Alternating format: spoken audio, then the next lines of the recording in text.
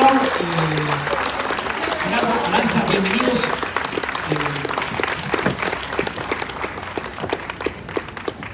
Le dejo el micrófono a Gerardo Fernández Noroña para que empiece esta conversación. Ya les platiqué un poco de quién es Aranza, pero nos van a platicar un poco más.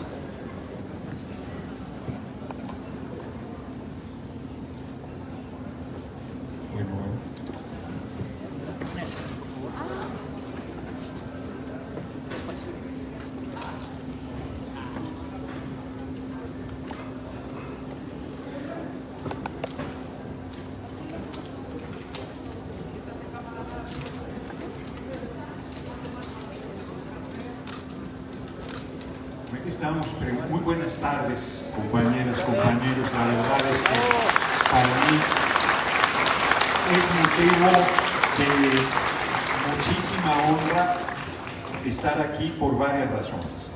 Empiezo por la primordial. No nos habíamos tratado personalmente, Aranza, digo yo, seguro no se dice así, Aranza Tirado y un servidor, pero yo leí su libro, me pareció extraordinario, y decidimos con ACAD, que es su editorial, hacer una coedición con el Consejo Editorial de la Cámara de Diputados, que tengo también el honor de presidir, y entonces le dimos una difusión, y la edición del Consejo Editorial tiene además un par de paginitas que yo puse sobre mi reflexión que aquí compartiré. Entonces, en primer lugar, estar aquí para hablar de ese libro tan importante es una alta honra.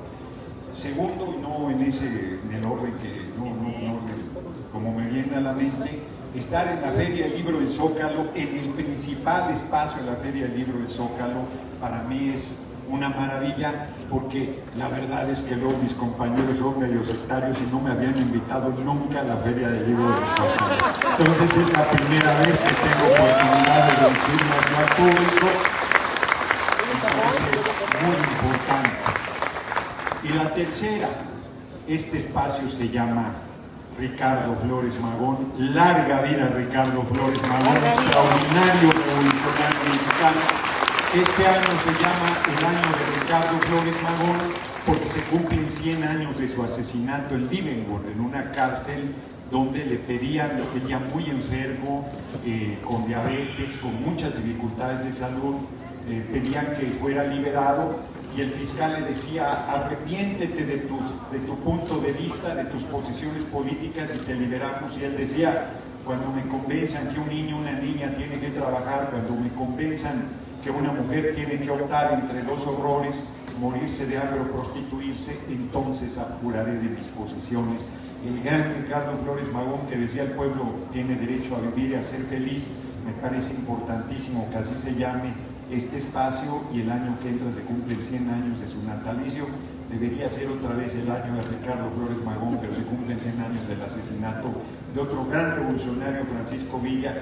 Así es que estas tres razones serían más que suficiente para sentirme honrado de estar aquí con todas y todos ustedes. Y vamos al tema, no me alargo porque venimos a oír sobre todo a Aranza.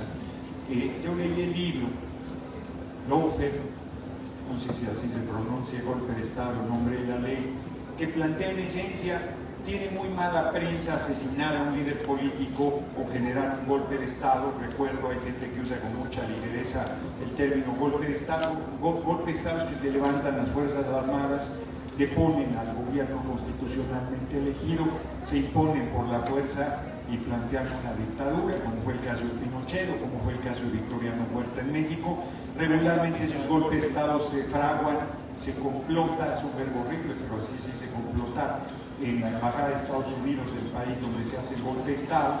Y hoy Estados Unidos, su gobierno, en vez de promover golpes de Estado, que lo sigue haciendo, lo hizo en Bolivia, por ejemplo, usa esta manera, que es una forma de desprestigiar al gobierno, de acusarlo de corrupto.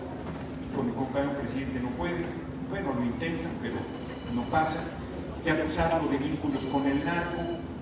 Bueno, hoy sale un libro, no está aquí a comentario, pero a Lula lo acusaron de corrupción justo para quitarlo de la carrera presidencial. Larga vida Lula, que ganará la segunda vuelta a finales de este mes de Brasil para honra de la patria grande.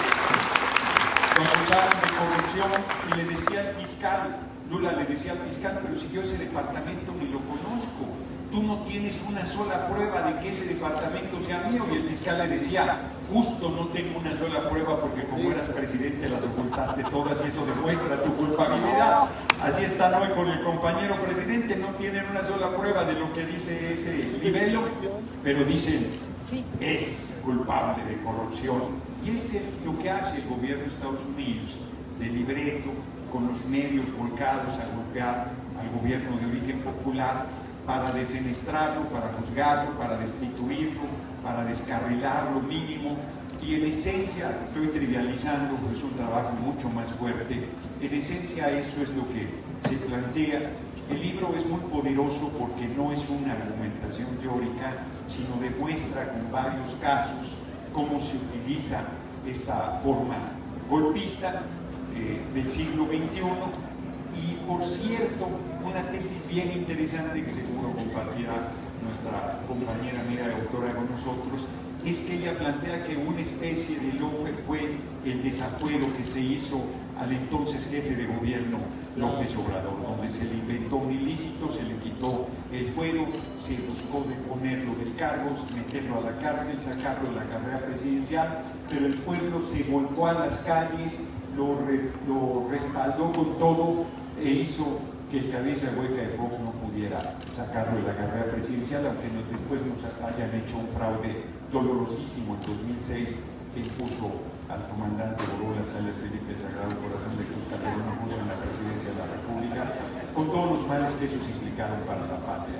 Yo no me alargaría más, la verdad es que estoy muy contento de estar aquí, estoy muy satisfecho de la labor que está haciendo el Consejo Editorial, tiene, unas obras maravillosas. Por ejemplo, vamos a presentar esta semana aquí también en la Feria del Libro, justo la época más revolucionaria de Ricardo Flores Magón, la versión facsimilar de los periódicos que convocaron a 3 rebeliones armadas dentro de la del 20 de noviembre de 1910. Es una obra inédita, nunca se hizo en versión facsimilar, la vamos a presentar aquí en la Feria del Libro. Hemos hecho cosas extraordinarias, pero no estamos aquí para eso, estamos aquí para agradecer a Arantxa Tirado ese extraordinario trabajo en ese libro que estamos presentando. Es una poderosa reflexión. Yo estoy convencido que no puede haber mujeres y hombres libres sin la lectura. Estoy convencido que la lectura es una herramienta para viajar, para pensar, para sentir, para conocer otras formas de ver las cosas, para amueblar la cabeza, para tener herramientas de análisis. Y este libro te da elementos muy poderosos de análisis político, de la geopolítica, del manejo desde el imperio, de su agresividad hacia los gobiernos surgidos del corazón del pueblo y que a los pueblos sirven. Arantxa no oculta, como buena intelectual, como buena elaboradora de ciencia social, no oculta su posición del lado del pueblo, del lado de la gente, del lado revolucionario, del lado de la justicia social, del lado del compromiso, como debería ser, como si no alguien puede leer, pensar, cultivarse sin comprometerse, sin tener claro que no se puede ser imparcial frente a la injusticia, frente a la barbarie, frente a la guerra, frente al atropello, frente a la pobreza en que este sistema económico dominante ha sumido a la mayoría de la población. Yo cierro planteando que mi gran sueño es que soy muy ambicioso y creo que desde México podemos construir un nuevo camino para la humanidad, un sistema económico donde lo más importante es el ser humano socialmente considerado en armonía con la vida y con el planeta, y mi gran utopía es que México se convierta en el primer país de lectoras y lectores empedernidos del mundo. Así es que yo simplemente diría que les recomiendo ampliamente la lectura de este libro que el sello ACAL tiene, que tenemos una coedición con la Cámara de Diputados que tiene la ventaja de mis 2 cuartillitas, pero esas no importan, el libro y el trabajo fundamental es de Arantxa Tirado. Y de agradecerles mucho que nos acompañen esta tarde aquí. Yo hago esta intervención, a ver si hay tiempo para poder abrir algunas preguntas, ya veremos, pero el tiempo central es para nuestra amiga y compañera, la autora de Lawfare, Golpe de Estado en nombre de la ley, Arantxa Tirado. Bienvenida a México y muchas gracias por este trabajo extraordinario que compartes con nosotros.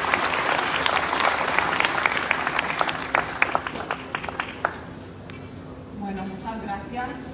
Bien hallada, ¿no? Cuando nosotros respondemos. En realidad, la agradecida soy yo. Me van a permitir que yo hable sentada porque no soy política.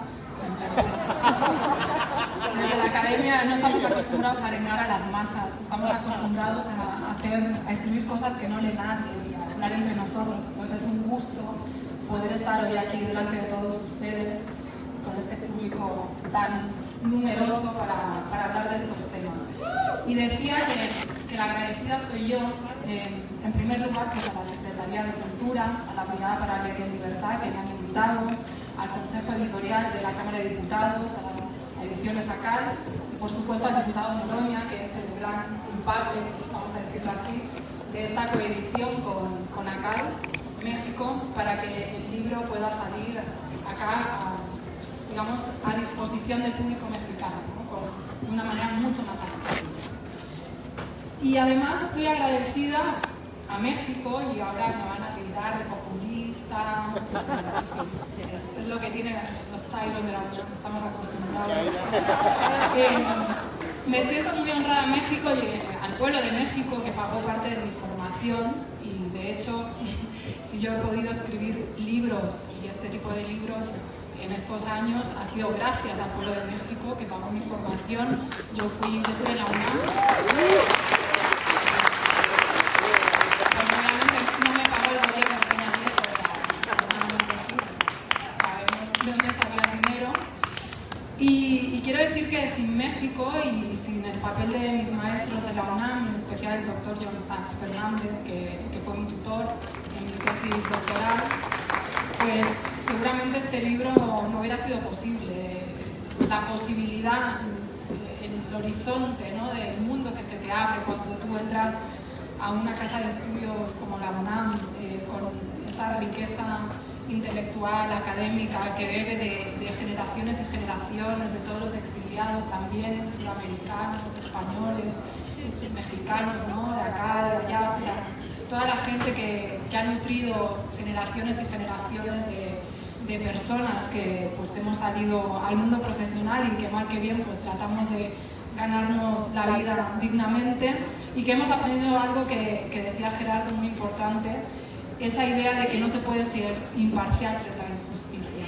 Entonces, aunque en otras realidades académicas nos tilden de ideologizados, de sesgados, de que incluso no somos cientistas sociales porque hacemos política, por lo que hacemos, bueno, pues somos orgullosamente UNAM y orgullosamente ideologizados y orgullosamente chairos. No hay nada como la ironía, ¿no? O tomar lo que otros quieren utilizar como insulto, pues para defenderse, bueno, si es que se tiene que defender, que yo creo que no hace falta defenderse, pero lo quería decir y ya está. También estoy muy agradecida de ver tantos lectores y lectoras. Estos días se me han acercado personas muy jóvenes que me han dado mucha satisfacción, porque no solo se me han acercado como lectores, sino algunos de ellos como futuros escritores de libros. Y incluso algunos de ellos me ha hecho llevar su tesis y me ha dicho que mi trabajo había sido útil. Entonces esto es la mayor satisfacción, ¿no?, que podemos tener quienes nos dedicamos a la academia, al pensamiento, a la palabra, desde una perspectiva política, desde una perspectiva de clase, en defensa de la clase trabajadora, de nuestra clase, de la que hemos salido. Y esto, bueno, quiero destacarlo, que es importante para mí hacer libros que sean útiles, y este libro tiene esa intención, tiene una intención innegable de intervenir en la realidad política en forma de denuncia de un proceso que parte, por supuesto, de un compromiso personal y político con las luchas de los pueblos de América Latina y el Caribe, por supuesto también con las luchas primero, ¿no? que viví y de las que vengo, ¿no? Con la lucha de mis abuelos republicanos, con toda la gente que en el Estado español luchó por tener un régimen auténticamente democrático, ¿no? Durante la Segunda República, y que padeció también un golpe de Estado. Y nosotros sabemos bien lo que es vivir en dictadura. Yo no lo tuve que vivir por fortuna, pero sí mi padre, mis padres, como tantos españoles y españolas, mis abuelos, etc. Entonces, esa conciencia fresca todavía en la historia de lo que es un golpe de Estado, una dictadura que se ha tratado también de justificar y de vender de otra manera, pues hace que se desarrolle un compromiso, una conciencia política que explica en buena medida, pues seguramente, parte de las obsesiones y el trabajo. Y cómo no preocuparse, cómo no inspirarse además de las luchas de los pueblos de América Latina y el Caribe, que han sido y son la vanguardia mundial, lo digo así claramente, de la revolución, ¿no? de la construcción o los intentos de construcción de ese otro mundo posible. Digo intentos, bien dicho, porque desgraciadamente lo que hemos visto en la historia desde finales del 19 en adelante es que todo intento, y bueno, podríamos ir más atrás, ¿no? Incluso desde tiempos de la conquista, ¿no? Toda esa resistencia a la invasión, saqueo, genocidio, etc.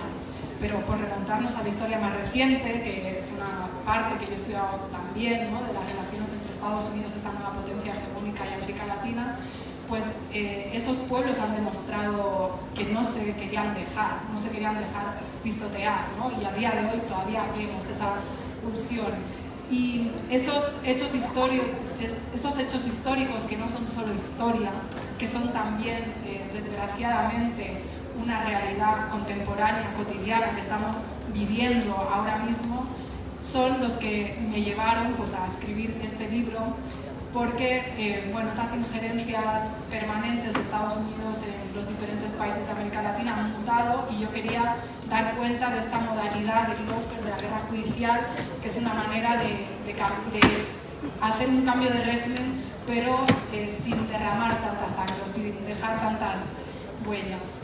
Y creo que, y voy a ir concluyendo porque me interesa mucho más que podamos entablar un diálogo con el público, y estamos abiertos a las preguntas y a los comentarios que ustedes pueden tener.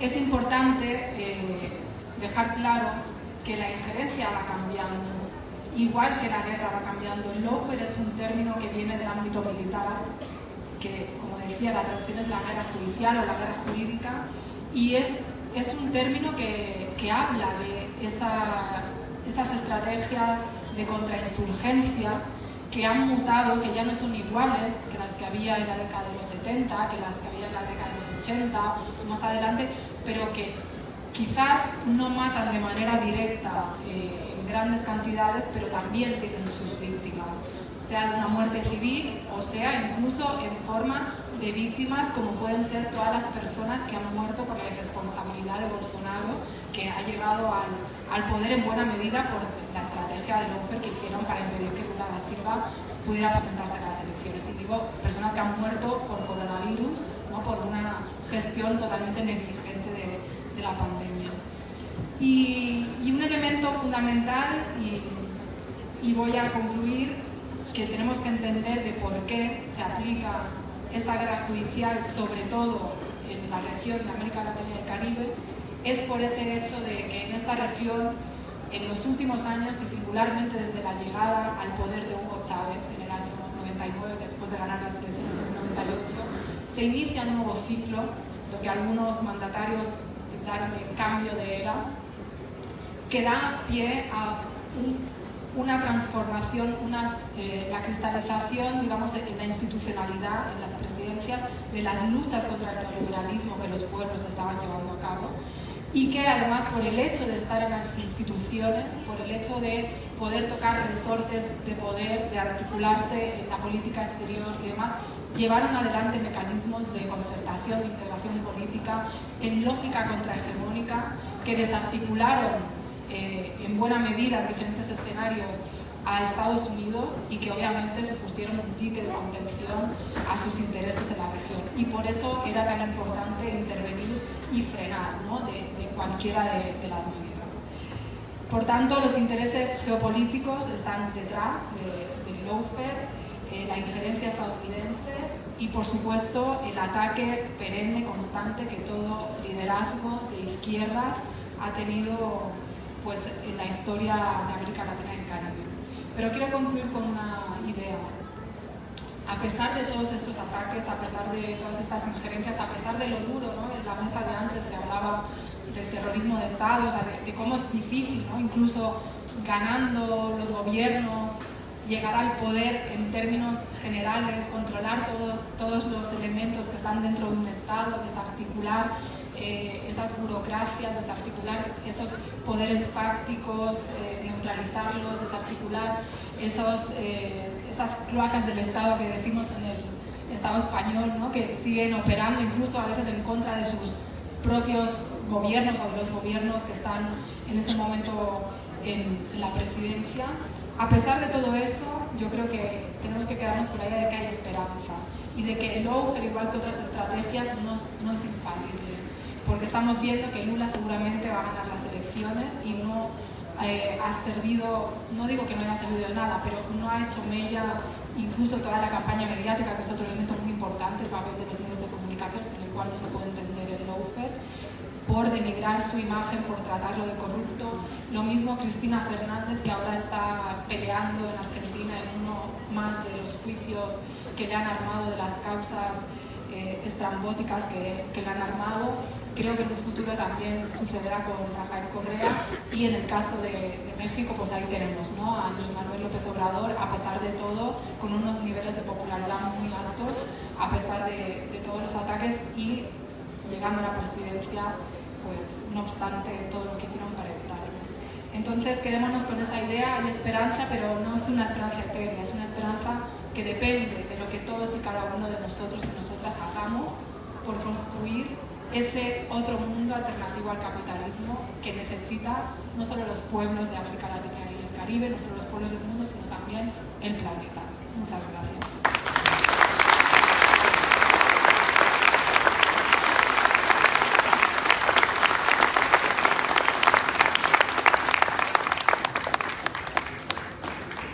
Ahora sí que nos llegaron los organizadores aquí, entonces vamos a ver aquí, ahora sí que como era con el doctor Icó aquí abajo a mi izquierda, voy a prestar el micrófono. Nada más les pedimos que no agarren monte, nosotros fuimos muy puntuales, entonces que sea una pregunta muy precisa para poder responder.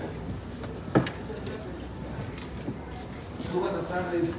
Precisamente en esta coyuntura moral mundial en la que nos encontramos en una franca retroceso en España, ¿no? Lo estamos viendo en el Congreso de España, ¿no?, que están pidiendo una legislación para una nueva colonización y retomar como un patio trasero en Latinoamérica de nueva, ¿no?, imponerlo en España, ¿no? Ese sería un tema de pregunta que me parece interesante su punto de vista, escritora, en español, ¿no? ¿Y qué piensa usted al respecto en ese franco retroceso, ¿no? Aquí creo que se está dando pasos adelante, el compañero Noroña, hemos ido en otras luchas hace tiempo, ¿no? Hemos estado con él, pero sí, mi pregunta sería eso, ¿qué está pasando en España, ¿no? Con la Granada y con Odebrecht y todas las empresas que están enviando hacia América Latina, ¿verdad? Esa sería mi pregunta. ¿Me sigo de frente o contesto? Yo creo que de una vez sí, de una vez. Bueno, yo soy española porque nací en este territorio y en el pasaporte dice que soy española, pero a mí lo de las nacionalidades me da bastante igual y siempre he creído en el internacionalismo proletario. O sea, yo pertenezco antes, creo, a mi clase social, que es una clase que no tiene patria, y bueno, esto sería un debate. Yo sé que aquí en México el nacionalismo es muy fuerte porque se vincula, ¿no?, también a todo un proceso revolucionario, y hay países donde efectivamente puede haber un nacionalismo, digamos, ¿no? Esto es como un debate de la izquierda, pero pudiera ser un nacionalismo sano que vaya en una lógica de emancipación y que no oprima a otros pueblos. En todo caso, el nacionalismo español no es así y por eso es difícil identificarse con él. Por tanto, yo siempre me posiciono en una visión de clase y, bueno, ¿qué sucede en España? Muchas cosas. El pueblo español, que también existe, los diferentes pueblos del Estado español, ¿no? Que también pudiéramos ser más precisos, no creo que en Argentina se recuperó Repsol y YPF para las arcas del Estado. En realidad, las personas que tenemos conciencia de clase sabemos que eso no defiende, o sea, no estamos hablando de los intereses de España ni de los españoles, estamos hablando de los intereses de una oligarquía o de una clase dominante española. Por tanto, esa gente, es decir, soberanos, en América Latina y el Caribe, pues se topan con que a lo mejor no pueden expandirse como quisieran y juegan esta carta del chauvinismo, del nacionalismo y demás. También eso, ¿qué va a pasar? Va a depender en buena medida de que tanto en mi país la gente seamos conscientes de lo que está en juego, de lo que se está tratando de hacer aquí, tengamos la información y no lo permitamos y votemos a partidos políticos que no tengan esa visión rancia, neocolonial o colonial directamente, que se crean que esto es la iberosfera, ¿no? Y que pueden venir acá, pero también esa gente necesita de personas cómplices acá, como todos estos panistas que se reúnen con la gente de Vox y que entregan las riquezas de las naciones, como todos los gobiernos neoliberales previos, creo que lo puedo decir ya, ¿no? O sea, como dije el otro día, no van a aplicar el 33, pues que han entregado nuestras país y nos estamos concatenando para defendernos los unos a los otros y darles cintarazos en la cara a las hegemonías que precisamente se creen que porque tienen armamento pueden ir a invadir a los países pobres de dinero pero ricos en recursos naturales. Ahora la pregunta concreta sería, ¿qué tanto podemos ya en América en unos cuantos meses o años detener toda esta barbarie de neandertals que son estos países? Porque después que caiga Estados Unidos viene China, Rusia, aliados, y el ser humano lo que pretende todo el tiempo es avasallar, porque están creando misiles con ojivas nucleares y eso pues espanta a la gente y espanta a los otros países. Bueno, la pregunta concreta es... Una de las que dije es que soy muy ambicioso y que estoy convencido que desde México podemos abrir otro camino para la humanidad, el ser humano en el centro, en armonía con la vida y con el planeta. Yo creo que el sistema económico actual no da más, que ya dio todo lo que podía dar. México tiene 16 mexicanos que concentran 143,000 millones de dólares. 16 mexicanos que concentran 143,000 millones de dólares. Es una locura.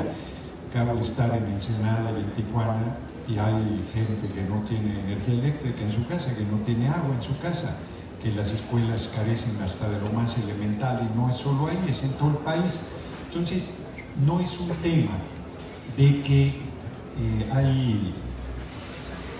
vamos a parar, tienes que cambiar el sistema económico, no es un tema de bondad, humanidad, y no es América Latina, sino es el mundo, la humanidad. Si podemos construir otro camino, y yo creo que podemos hacerlo, y que estos gobiernos de izquierda, surgidos como mujeres y hombres del corazón del pueblo, pues tienen cada vez más una responsabilidad en ese sentido, y la solidaridad, el internacionalismo, y la articulación, y la discusión, y el empuje de los pueblos, porque la gente piensa que el poder está arriba y el poder está abajo. Como yo les digo en las reuniones, no seríamos lo que somos ni estaríamos donde estamos sin el apoyo de la gente, incluido el compañero presidente López Obrador, o en primerísimo lugar el compañero presidente López Obrador. La respuesta es sí, dice el compañero. ¿Y cuándo y en cuánto tiempo? No, bueno, o sea, los procesos humanos, o sea, necesitas comerte un húngaro con todo y zapatos para saber que las cosas que van a pasar. Los tiempos son muy intensos, los procesos son... Aquí estamos haciendo una revolución, en México estamos haciendo una revolución y hay gente que no se da cuenta que esto es una revolución, sin violencia, que es algo extraordinario. Al fragor de la batalla no, o sea, de repente no valora el tamaño. Decía Cielo, estoy alargando, un pescador en Pozole, Sinaloa, me decía, Hay compañeras, compañeros que no se dan cuenta de lo que estamos haciendo, pero la derecha sí se da cuenta, por eso intriga, miente, tergiversa, denuestra, hace sus campañas contra el compañero presidente López Obrador, y todavía no se unían el PRI, el PAN y el PRD, ahora ya se divorciaron, hacían el amor en lo oscurito, no se casaron por la iglesia por el civil, ahorita están divorciados, son unos irresponsables, no piensan en las criaturitas, el PRD no sabe si irse con la mamá o con el papá, bueno, ya sabrán ellos qué hagan, pero francamente la respuesta es sí.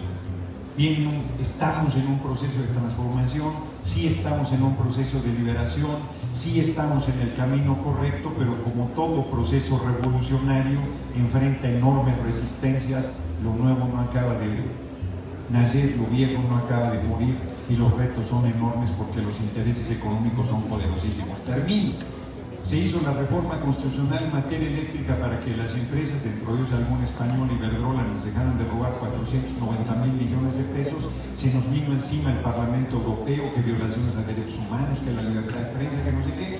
No pasó la reforma, ya se les quitaron todas esas preocupaciones. Nosotros vamos, presiones, Estados Unidos, nosotros vamos a estar enfrentando todos esos intereses y dependerá del pueblo, dependerá de la gente si quiere que este proceso se profundice y se acelere o si quiere llevársela más tranquila. Por eso es muy importante decidir quién va a ser el relevo del compañero presidente López Obrador.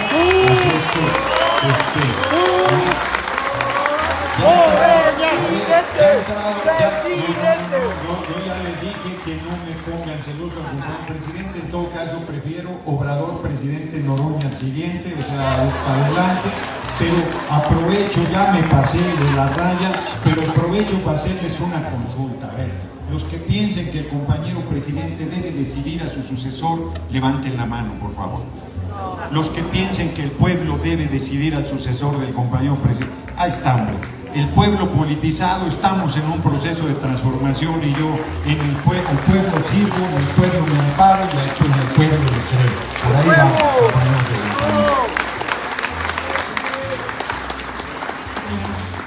Momento publicitario, ¿no?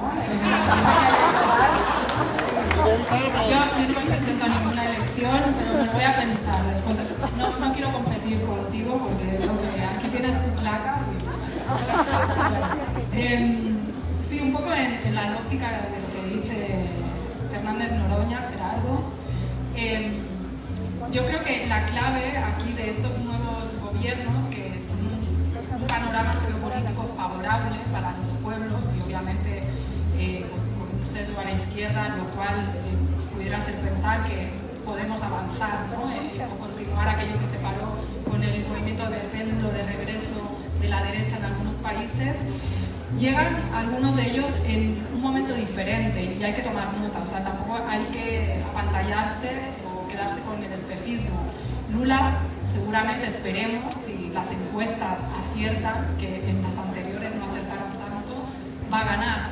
Pero no dejemos de observar cómo Bolsonaro ha consolidado un poder ahí en el Parlamento y cómo, a pesar de todo, a pesar de lo nefasto, a pesar de sus declaraciones que nos pueden parecer aberrantes, a pesar de todo eso hay un montón, millones de brasileños que han votado por esas ideas, ¿no? Y no es solo ahí, o sea, ¿qué quiero decir?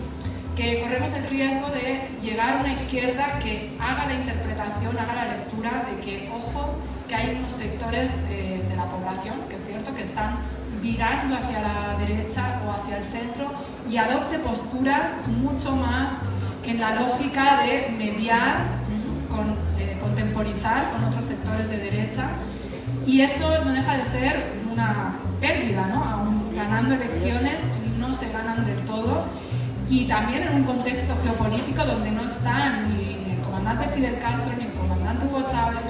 No quiero decir que no sea importante que lo de Nicolás Maduro, de Díaz-Canel, por supuesto que sí, pero a Venezuela han hecho por destrozarla.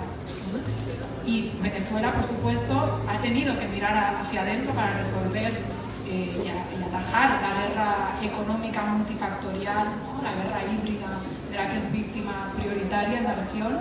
Y Cuba tiene toda una serie de problemas internos también, en una crisis fuerte. Es decir, tenemos nuevos liderazgos, ganar México no es cualquier cosa y por eso se hizo todo lo posible para evitar que una persona como Andrés Manuel López Obrador llegara a la presidencia, pero luego está la realpolitik, ¿no? Lo que se puede hacer, y desde un Estado heredado con además cadenas muy fuertes de ataduras con Estados Unidos en términos económicos, de seguridad, en términos políticos, etcétera, etcétera, ¿no? Entonces, bueno, eso, como tú decías, yo creo que va a depender en buena medida de esas luchas por abajo, porque esas son las que le dan las fortalezas a los mandatarios y mandatarias para poder tirar adelante leyes que a lo mejor se pierden en determinados ámbitos, pero si hay gente movilizándose en la calle, empujando para que eso salga adelante, pues esos mandatarios tienen que mirar, ¿no?, a esos pueblos y atender sus reclamos. O sea, ahí eligen entre mirar arriba y mirar abajo, y los de abajo pues siempre somos más. Entonces, bueno, yo creo que el panorama es a priori favorable, por supuesto, pero ojo también con decir, ya llegamos a los gobiernos y pues ahora todo, tenemos el camino abierto y todo va a ser fácil. En América Latina y el Caribe, ustedes lo saben mejor, nada va a ser fácil, y en México mucho menos. Yo daría la palabra a todos. Igual damos la palabra a todos. Está comentando, o sea, que pudiéramos, en vez de ir uno a uno, que oigamos, porque a lo mejor algunas se complementan, y como han sido muy breves, pero insistir en ello para que... Famoso, que también nos quieren invitar aquí a la Feria del Libro, dice que es una izquierda híbrida, pero también hay otra dicotomía, que lo clasifica como soberanista, que eso de izquierda y derecha ya murió, que ahorita es globalistas contra soberanistas o nacionalistas. ¿Qué tipo de izquierda es Andrés Manuel, o se le puede cambiar ese dicho, que es soberanista? Y la segunda, rápido. Gracias. Gracias. Yo ya revisaba el reporte sobre desigualdad mundial y me llamaban la atención dos cosas. Una, que habla de que Europa es de las regiones menos desiguales, y yo decía, bueno, ¿qué pasa ahí? Porque el avance del fascismo está todo lo que da, ¿no? Como un comentario sobre eso, si hay una relación ahí. La segunda es que me llamó mucho la atención que en el prefacio se menciona que la situación mundial es